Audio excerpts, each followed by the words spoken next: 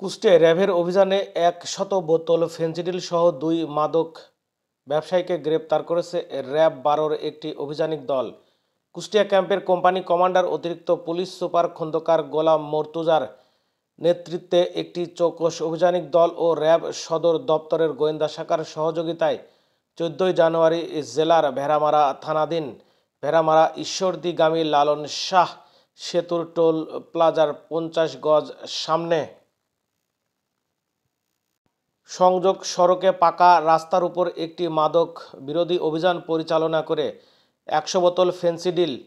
একটি সিএনজি গাড়ি, ২টি মোবাইল ফোন, ৪টি সিম কার্ড, একটি প্লাস্টিকের ক্যারেট, ৫টি চামচ, ১৩টি প্লেট বাটি এবং ৩টি কাঁটা চামচ সহ আনোয়ার ও আজমত নামের ২জন আসামিকে গ্রেপ্তার করে। পরবর্তীতে দ্রুত আসামিদেরকে আইনানুগ ব্যবস্থা গ্রহণের জন্য